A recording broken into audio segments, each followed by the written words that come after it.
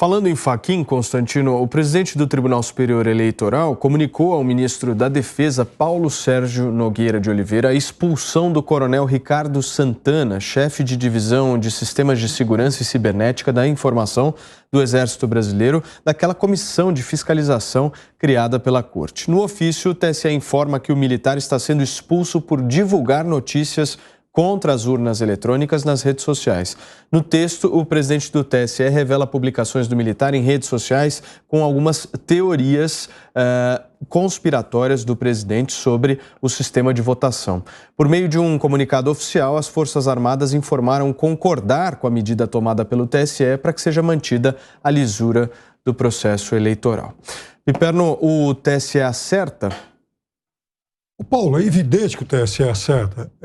Aqui não se trata nem de juiz de valor, se é bom tirar o Zé e colocar o João, não é isso. Primeiro, é um militar que descumpriu, inclusive, regulamentos das Forças Armadas, porque ele se pronunciou politicamente criticando um dos candidatos a presidente da República nas suas redes sociais e apoiando o outro, compartilhando conteúdos aí agressivos a um, de oposição a um e favoráveis ao outro. Ora, se alguém que vai participar de uma comissão de transparência eleitoral, me parece que essa não é uma boa prática. Segunda, aliás, as Forças Armadas, inclusive, já ouvi algumas histórias de que vão instaurar um processo para se investigar exatamente esse tipo de posicionamento fora do que estabelece, fora do que as forças permitem. Outra coisa, se o sujeito vai para uma comissão de transparência eleitoral e sai por aí, sem inclusive ter, digamos, tomado posse, iniciado os seus trabalhos, se manifestar dizendo que esse sistema não presta, esse sistema é uma loteria, como ele falou, eu também acho que não é um comportamento adequado. E aí, então, as Forças Armadas que indiquem um substituto para ele. E, aliás, não vi ainda nenhuma manifestação das Forças Armadas criticando o TSE por conta dessa atitude. Serrão, o que você achou? Olha, é muito clara a posição no caso desse. Quem está agindo, fazendo um trabalho dessa importância, não pode se pronunciar publicamente. Não poderia jamais cometer o erro estratégico de dar o argumento ao inimigo que está jogando para qualquer coisa, a mínima suspeita ou acusação correta ou incorreta, vem a punição para quem está fazendo qualquer crítica ao sistema eleitoral. Então, era o momento de agir com toda cautela recomendada, por quem tem, inclusive, a formação militar. Agora, o que o povo quer saber é o seguinte: será que o povo também pode pedir a expulsão daqueles magistrados que estão fazendo discursos políticos contra o candidato, contra uma candidatura, quando eles são os dirigentes do processo eleitoral e, coincidentemente, também pertencem ao Supremo Tribunal Federal e pertencem ao Tribunal Superior Eleitoral? Será que o povo pode pedir também a expulsão desse pessoal? E se o Exército, alguém maluco lá no Exército, resolvesse pedir também a expulsão de quem está agindo fora das 4 linhas da Constituição? Então, tem muita gente no Brasil riscando fósforo perto da gasolina e achando que não vai pegar fogo. Não pode ser assim. Tem que se respeitar a legalidade e a legitimidade. Autoridades, sobretudo as que julgam, têm que ter 101% de isenção. Se não tiver, é suspeita. Não dá para julgar. Esse mesmo tribunal que considerou o juiz Sérgio Moro suspeito para avaliar a Lava Jato, como é que ele também age com suspeição fazendo pronunciamentos políticos? Assim não dá. Quem faz isso merece nota -13 na escola de magistratura. Cris, o que você achou dessa exclusão? Olha, a minha preocupação, eu não tenho detalhes exatamente do que ele disse nas redes sociais, mas a minha preocupação é essa colocação aqui no pedido, né, para que ele seja excluído da comissão de fiscalização, é essa acusação de que ele divulgou nas redes sociais fake news sobre urnas eletrônicas.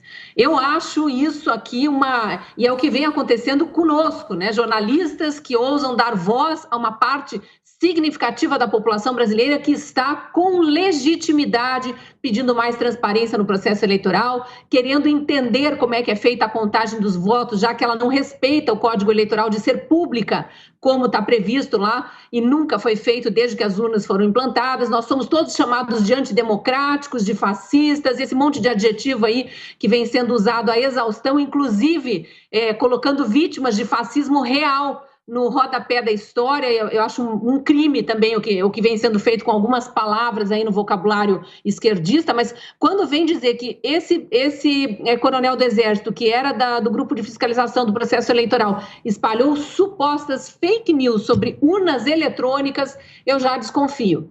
Tá? Porque é o que vem falando em relação a qualquer um que ouse falar de urnas eletrônicas ou... A questão não é nem urnas eletrônicas, é sistema eleitoral brasileiro, é contagem pública de votos, é a possibilidade de auditagem posterior, caso haja alguma desconfiança em relação ao resultado das eleições. Tudo isso é colocado num pacote de fake news, de desinformação, de ataques ao sistema eleitoral, de ataques às instituições, quando não é absolutamente nada disso. Nada disso. Vamos lembrar o artigo 1 da Constituição brasileira: todo o poder emana do povo. O povo está em dúvida, o povo exige transparência, o povo tem direito, democraticamente, de pedir transparência e questionar. Então, é realmente essas expressõezinhas, esses adjetivos que vêm sendo colocados das cortes superiores para baixo é que me incomoda profundamente. O consta, mas as Forças Armadas me parecem que concordaram com essa medida.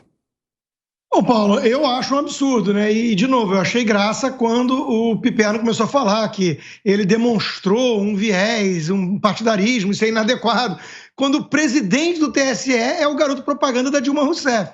É o simpatizante do MST e aquele que vai falar no Brasil e no exterior e para embaixadores, alfinetando o presidente da República, porque poderia fazer um golpe tipo 6 de janeiro no futuro. Quer dizer, o golpe imaginário que o Fachin vislumbra justifica ele criar narrativas para alfinetar o presidente da República. Então, imagina se esse não é partidário. Então, é assim, de novo, isso expõe o duplo padrão patético da extrema esquerda, né, que tem sempre um peso e duas medidas. Agora, vamos dar uma olhada no currículo desse coronel Santana, que parece que ele é bem especialista em cibernética, tem um currículo extenso nessa área, ao contrário do Fachin e companhia, né?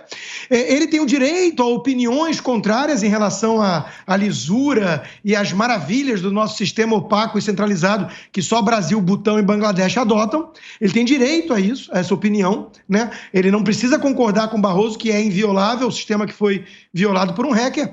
E digo mais, só para rebater um ponto razoável do Serrão, na minha opinião. O ideal seria a imparcialidade. Uma vez que isso não é viável e são seres humanos, os pais fundadores dos Estados Unidos, quando criaram um modelo da República, eles criaram esse mecanismo de freio e contrapeso justamente partindo da premissa realista de natureza humana, com paixões, com visões. Por isso que um tem que fiscalizar o outro.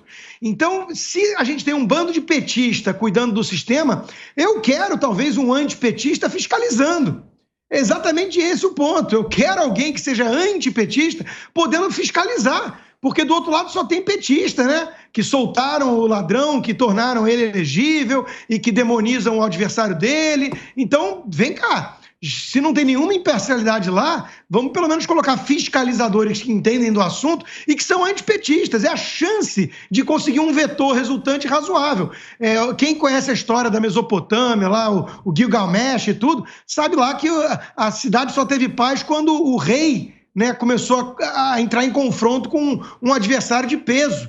Que aí os dois saíram lá em combates e tudo mais, e a cidade teve paz. Então, às vezes, é uma visão estratégica interessante você colocar os antípodas para enfrentarem lá os adversários, para poder ter algum tipo de equilíbrio. Porque se colocar uma pessoa totalmente isenta e imparcial do lado do Fachin, do Barroso e do Alexandre de Moraes, qual é a resultante? A resultante é um piperno da vida, que diz que não é Lula e é estrela vermelha de carteirinha, né? Agora, ponderar só um fato. O coronel está sendo acusado de ter espalhado fake news.